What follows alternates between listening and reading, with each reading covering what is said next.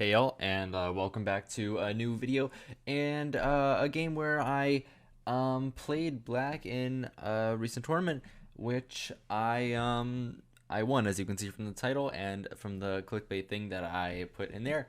Remember to I don't know. Let's just get into it. My opponent starts off the game with d4. That was a terrible intro, by the way. Um, so I rusty knight of 6. My opponent decides to go for c4. This is obviously a line. I'm trying to play the Nimso Indian. It happens many times after knight c3, bishop b4.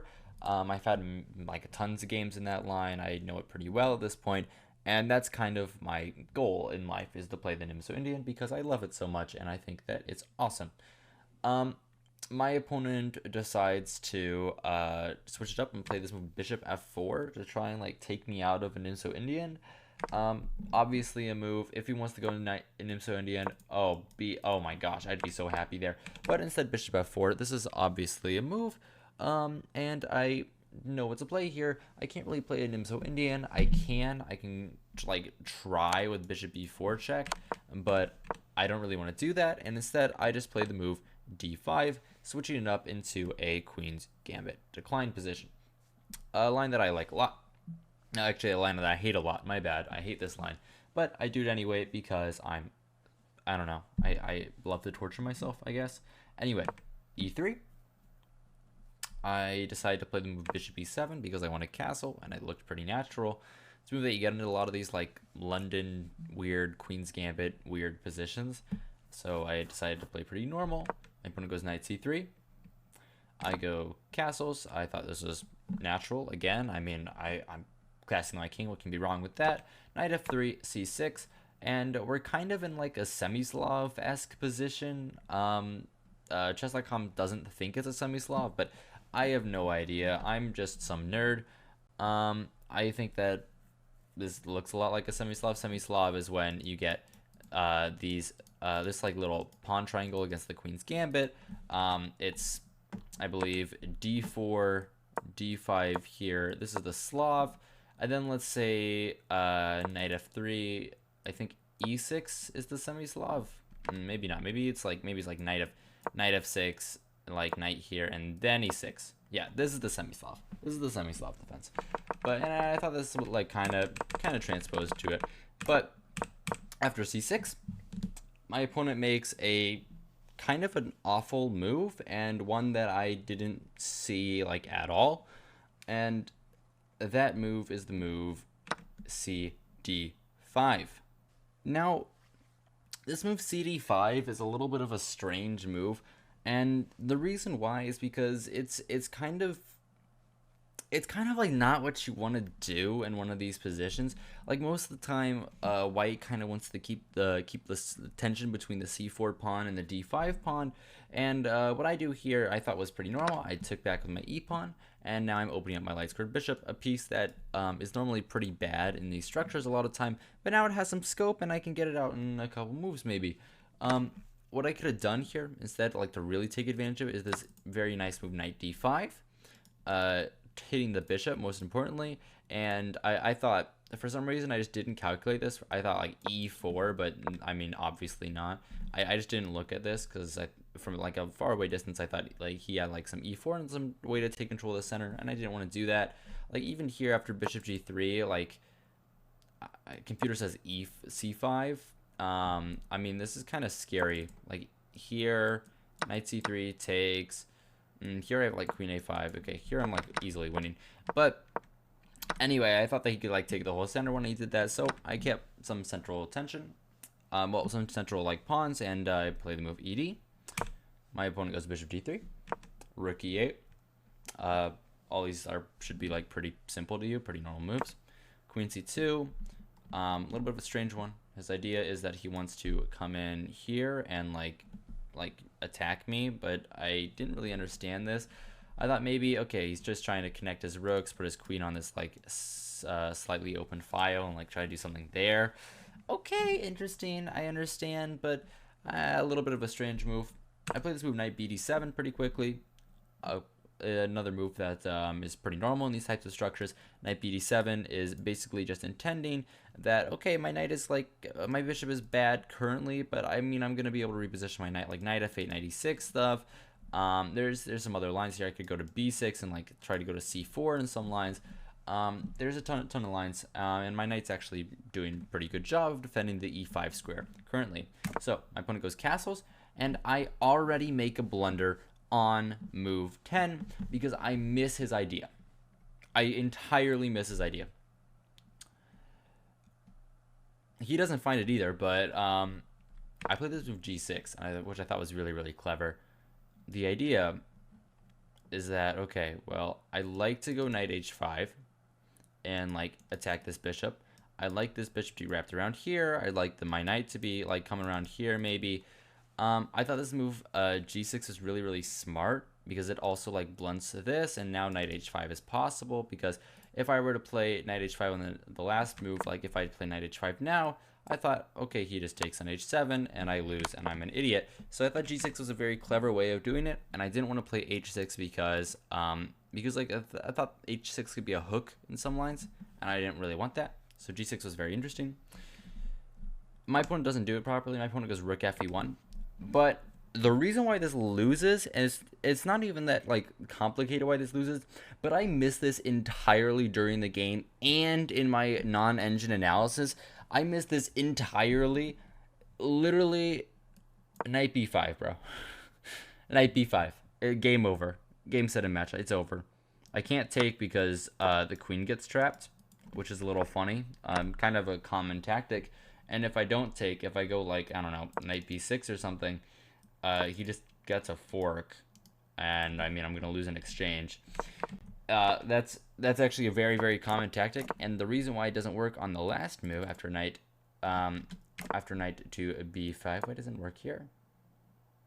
Because I can take here, and bishop b4 comes with a check, and then I move my king. Okay, cool. But I just completely missed this. My opponent did as well, and I'm very glad, because otherwise this video wouldn't be made, and my queen would be taken on move 10. And, well, my queen wouldn't be taken, but I would have to move my queen. I don't want to move my queen, as you can see from this, as you can see from the title. Instead, castles, g6, and my opponent goes this move, rook fe1, and I quickly play this move bishop f8, because I thought, okay, what's more natural? I want to go bishop f8. I want to go bishop g7. I thought that was a pretty normal move, and circumstantially sidestepping the move knight b5, because now my queen has the e7 escape square. Great, good stuff. a3, insane move, insane move. I did not see this at all. I was not concerned with a3, and the idea is b4. He's gonna like attack me somehow. And I was like, what? What are you doing? A3, B4, that's crazy. That's crazy. I didn't even understand at all. So I'm like, okay, A3, B4, like what do? I play A6 or something? I don't know. Maybe even my actual idea, I'll show you in a second after he plays move B4. But I decided, okay, there's nothing there. I'm going to go bishop G7. I'm going to develop my bishop. My bishop's in a better spot now. And I thought I was doing better. My opponent is B4. And I play my idea, and I was like, okay, it's a very interesting, tense game. I bet it's probably like equal, maybe like plus 0.2 or something. I never in a million years would have thought that this was plus 0.6. That's absurd. On plus 0.6 in this position is absurd. I did not think that it was plus 0.6. And my next move really shows that I didn't think it was plus 0.6. I played this move b6, which I thought was very cool. And the idea of b6, I need to get my light squared bishop out, right? So I'm going to get it out here, or maybe here. And my c6 pawn isn't really that bad, because if he has like any way to like attack it, I just go bishop b7, I defend it, and I'm all good. But the thing that we both missed here, and the thing that will absolutely destroy black at any given moment, is this simple move e4. And the reason why you both missed it is because it doesn't look like a move that you can really play, because I thought, okay, I take, like, this is all like not like concrete, like something like this, my pawn's never hanging. It is hanging, but like like tell past me that, you know, you don't know.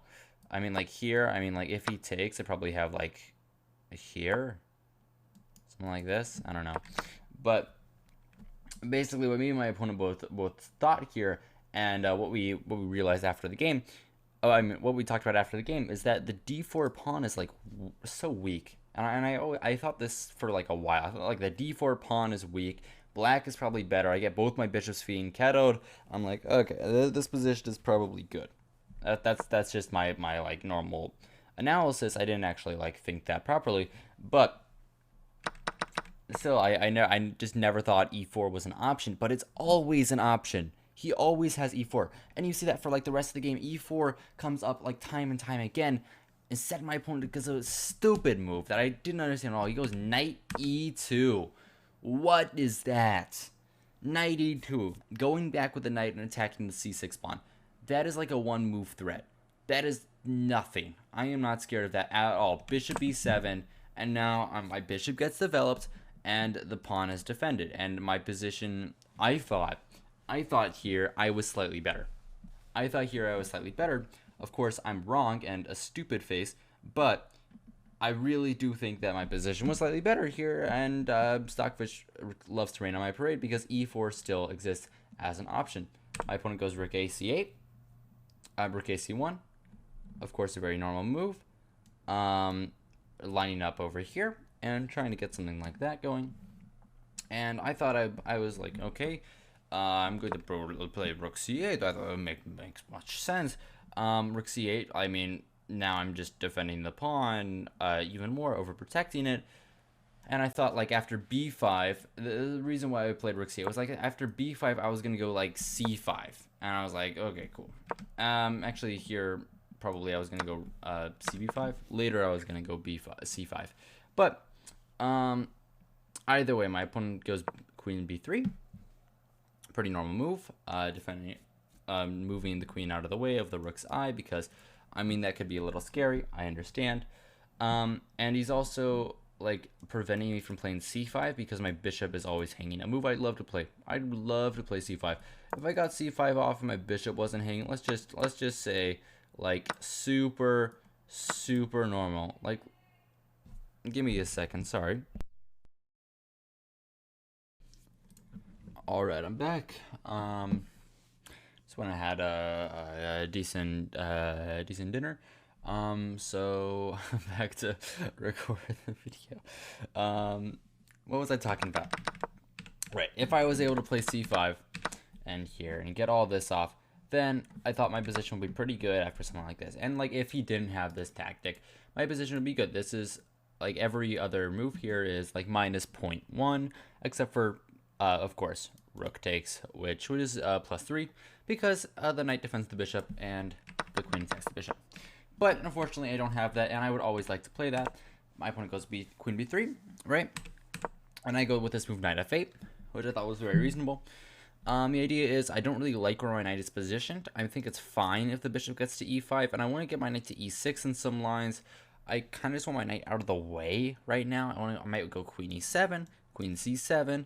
You already know that I never move my queen, but we can dare to dream. My opponent goes rook c2.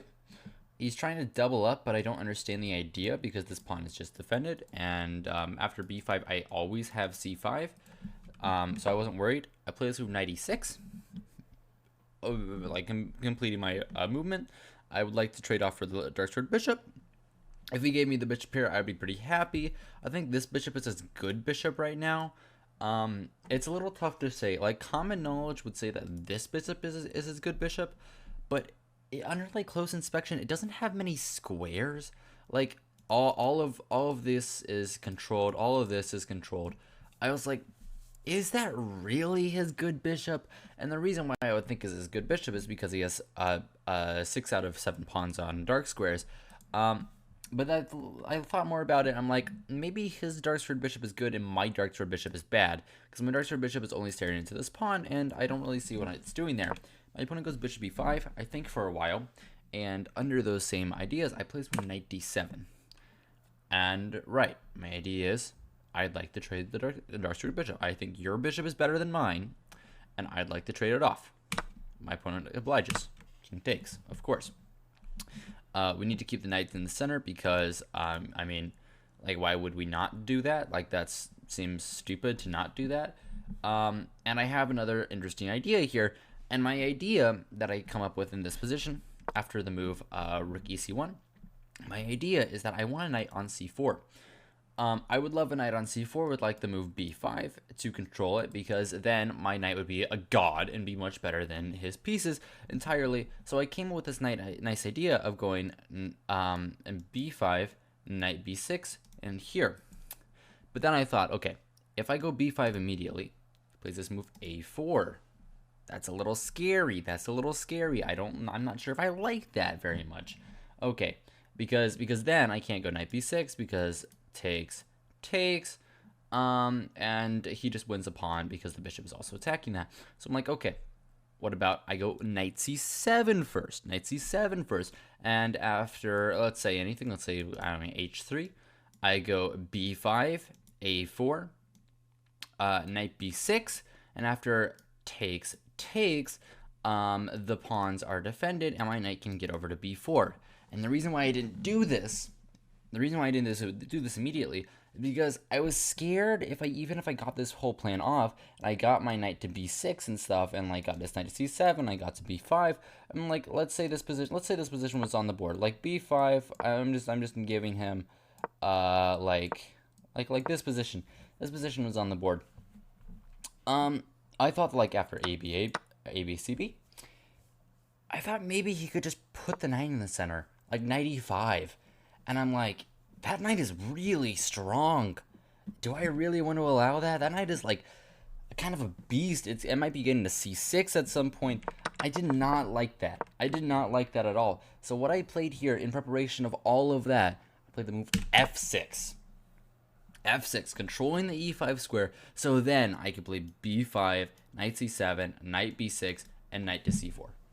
That's my idea. A very ambitious plan, but I thought I could do it because I thought all of his pieces are kind of over on this side of the board and doing nothing. Like, you got these rooks that are doing nothing. The knights are the only ones in the game, but like this knight can't advance. I thought like this knight can't advance because I just take, and then you have IQP in the center, and I thought I was better there. And like this knight can't advance at all because I control these two squares now. So I thought I had enough time, but my opponent amazes me. Plays move knight g3 first. Somehow this position is +1. Insane that it's +1. I was not expecting for a second it's +1, and I went with my idea. I thought knight g3 didn't really do anything. These pawns control the knights excellently. All right, I go knight c7. My idea, b5, knight b6, knight c4. The entire plan. That's been the entire plan. Also, if the bishop trades for my knight, then I get a very nice pawn. I get like a passed pawn 3 squares from promotion, and it restricts his pieces. So that'd be also good. And my opponent finds this nice move h4. And h4 came as like a shock to me. I was like, whoa, h4, that's terrifying. If I go with my plan b5, I thought h5. I keep going with my plan. I thought that he could like sacrifice his bishop, like bishop takes g6. I'm right. Yeah, bishop takes g6, queen d3, and he just like destroys me. He absolutely annihilates me, his mate. Like you see how terrible that becomes like so quickly, and I got freaked out. I got so scared. I was so scared of this move, and I thought for a while, and I had to find a way to keep everything together, and I play this move, rook f8. And my idea with rook f8 is that after h5, which is played, I want to play this move, f5. And now, there's no sacrifice with the light squared bishop. I thought this was very, very smart. It is. It's a good plan, the engine agrees, but I'm actually still losing because his attack is really, really strong, and I didn't understand the severity of it at the moment. So my opponent takes on g6. I take back on g6, very normal stuff. And I'm like, okay, this is my plan. And I'm like, you know what? Here, maybe I'm even slightly better. Because whose king is actually weak right now? Whose king is actually weak? You know what? I can give up on this like insane plan over here. What about just like knight e6, knight g5, like trade off this knight? If he doesn't trade it off, I get to e4, great square. If he trades it off, I get my queen in. I might get to h4. I might get a rook here, and I'm like mating him. And I thought, okay, that looks really, really smart. So I'm like, you know what? This position doesn't look so bad. I'm so wrong. I'm so wrong. The position is awful, but it doesn't look so bad. And my opponent immediately misplays. He senses the danger. He thinks that he's also getting checkmated here, so he runs away. He goes king f1. Terrible move. Horrible, horrible move. Somehow he's still fine. He's still fine here. What he has to do, crazy line, after rook h8, I saw for a second the top engine line, yeah, was to like sack the rook and just play this. I mean, like, what are we doing here, man? What are we doing here? That's a little absurd. I was not looking at this line. I have to admit I did not see this line. Yeah, I definitely should have. This is entirely findable. Yeah, of course. Very, very findable. I don't know how I missed this, but I didn't see that. I thought that was never an issue. And after king f1, I decide, okay, I'm going to get my knight to e4, knight e6. Great. If I go knight f6, I thought this was bad because I'm giving him this square. And I mean, like, this is rough. I don't want to get with that. So I bring the other knight, and I'm going through g5. If he ever trades with me, my queen gets in. If he doesn't trade with me, my knights get to e4, and I'm doing a lot better. My opponent goes king e1. Another crazy move. The only thing that I was expecting the king to do was go to e2. But I'm wrong. I'm wrong because of f4, and I win. I didn't see that. But I thought e2 was his plan to like bring the rook over onto the h file. But instead it's not. He goes king e1, like still running away. And I'm like, okay, I follow my plan. Knight g5. I'm getting my knight over to e4, and I'm not worse anymore. It's plus 0.3, and that's because his attack fizzled out. What he had to do here, like back here to keep the attack going, is this move knight e2. He's coming in here, and he's gonna like pressure everything. There's gonna be sacrifice. Let's say I do nothing. He comes in. Let's say I do nothing again. I mean, like, this looks pretty bad. This looks pretty bad. Like, I feel like he can sacrifice with like knight h4, maybe not. Well, actually, no, obviously not. For some reason, I didn't see that. I thought it was just the fork. But like this looks bad. This looks very bad. Computer's saying bishop b5. and I can't take y because of rook c7 here and check and queen 4. Okay, reasonable. Yeah, that's entirely findable. Again, that's a nice way to continue the attack, but my opponent never saw it. And after all this, my knight gets to e4, and I'm better. I'm better in this position. It's game on. I was like, you know what? I'm probably checkmating him here. What if my queen gets to the h file and gets in? I feel like I'm doing quite well, and my opponent immediately starts to allow that with this move. Knight takes. I take with the f pawn. My rook gets open now. I'm always looking for sacrifices here. My opponent finds the only move. Knight g1. I found this move too, and I thought here for a while. This is move 29. Again, if we look at the game, my queen hasn't moved a single time, which is pretty funny. That's why the video is called this. My queen hasn't moved a singular time, and I'm always thinking about these queen moves, but now I'm thinking, you know what? Maybe if I don't move my queen at all, I can get some content. I could get some nice content out of this. I don't know why I was thinking about that, but yeah, queen h4 was an idea of mine. Like, bring the queen here to h4, pressure this, but knight h3 always defends. And this is very, very smart. It looks like I have some attack after like this move, for example, but there's nothing. There's just nothing here. Like even king d2, the computer says like if I continue going, yeah, knight f4, he's threatening this fork now, and I'm in trouble. So I realized this, and I was like, wait, I have no attack. I looked at everything. Queen f6, queen g5, queen h4. I looked at everything. Rook h8 I looked at. Knight f6 I looked at so much, and then I realized, you know what, maybe there is nothing, and there is nothing, it's equal. And I find the best move, the best move here is to go back to my original plan and go b5, and my knight is getting up to c4. My knight is still getting up to c4. This idea was always in my back pocket, and now it's coming alive. My knight's getting up to c4, and it's kind of rough for him. I have more space now. I'm probably better. That's kind of what I thought. I thought I'm probably better, and his only move to like keep anything alive is to go a4. Like try to get some space. I would go a6. I calculated this. He would go a5. This is what he has to do. He has to stop my knight from going to b6. Not a very hard line. I saw this. I would go knight f6 here, and like the game would keep going. Knight f6 is the top engine move.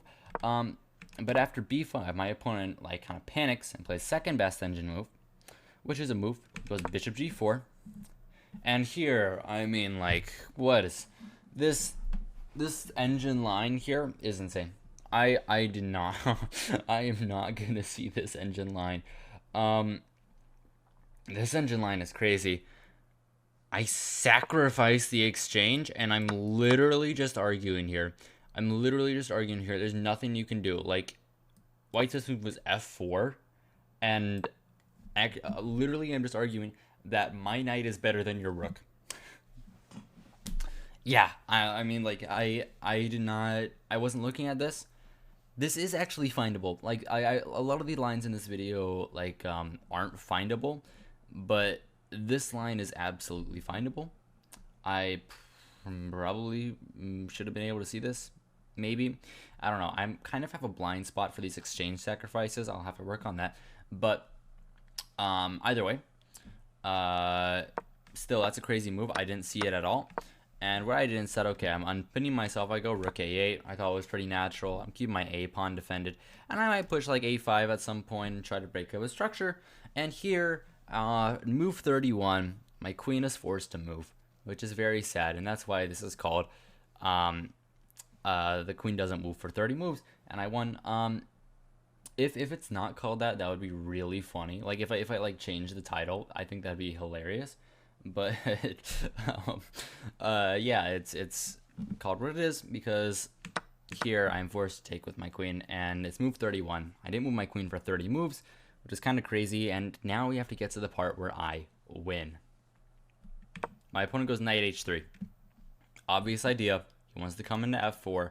He wants to like bring his knight over and like maybe to g5. He just wants to activate his knight. You know what? He just wants to activate his knight. Normal stuff. He just wants to activate his knight, but it's a bad move. And I thought I played very well here. I actually have this move queen g4, and I didn't really see much up because of king f1. But actually, I just double up with like rook f6, rook f8. Actually, no, I don't double up. I go rook f6 to play rook h8, and then I come over here. Is that correct? Is that correct? Like after, I don't know. Let's say he does nothing.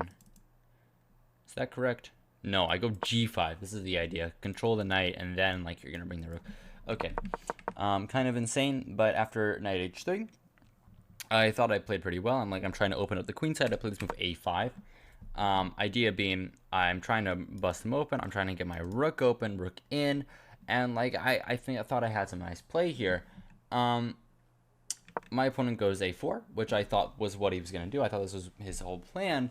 Actually, he has to take on a5. This is one of the lines. He takes on a5.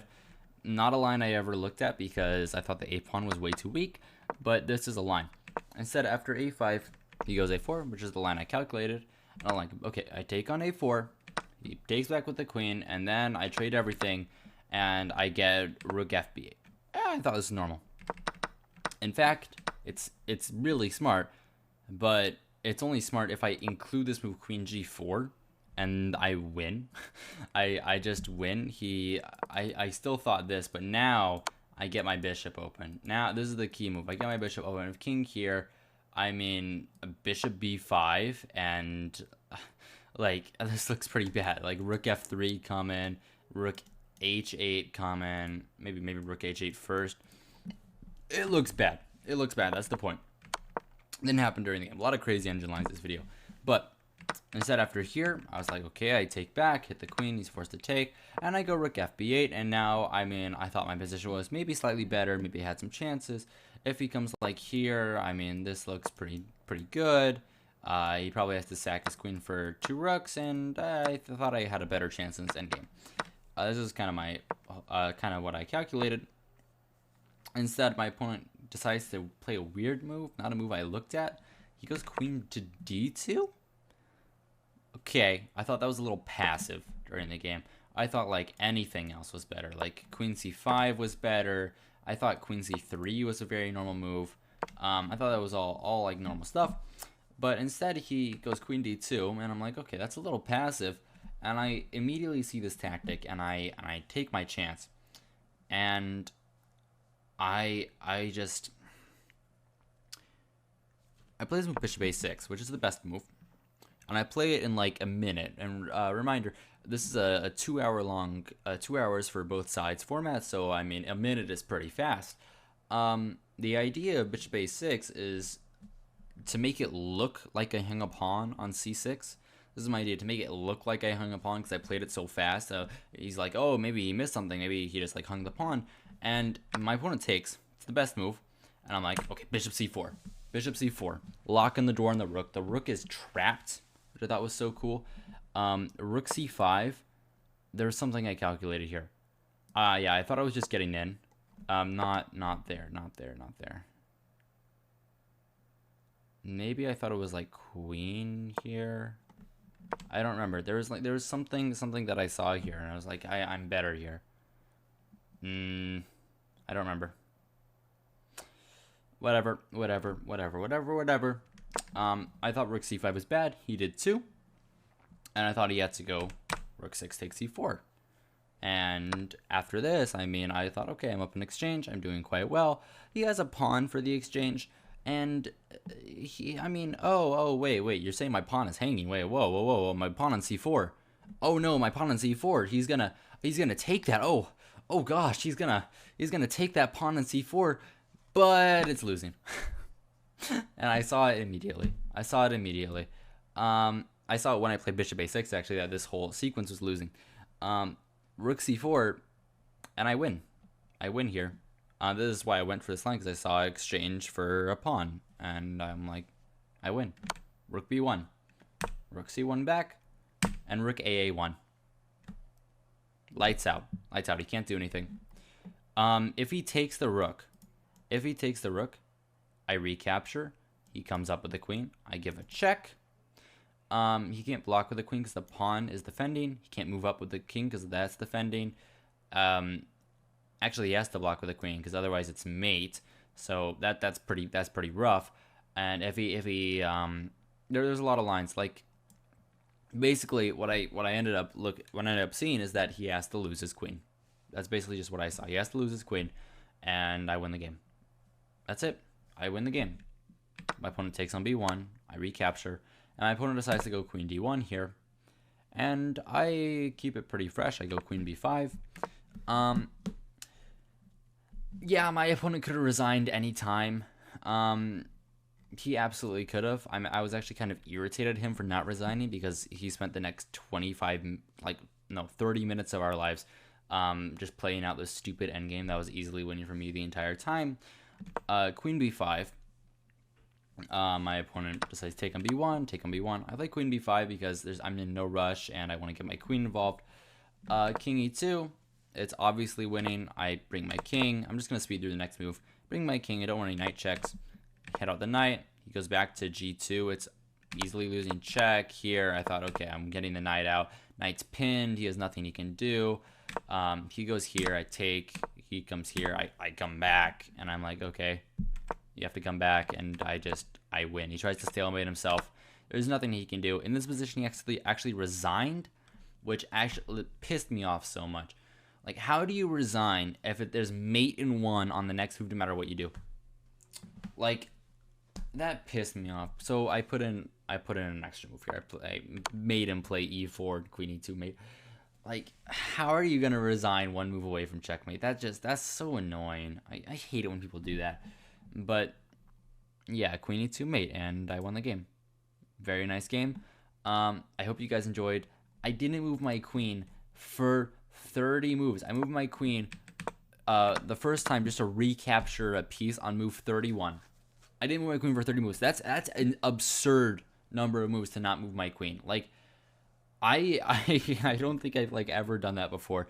And this is a long game too, so it's like extra cool.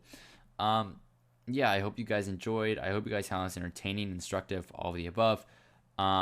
If you guys did, remember to like, subscribe, normal things that YouTubers tell you to do, and yeah, more videos all this week.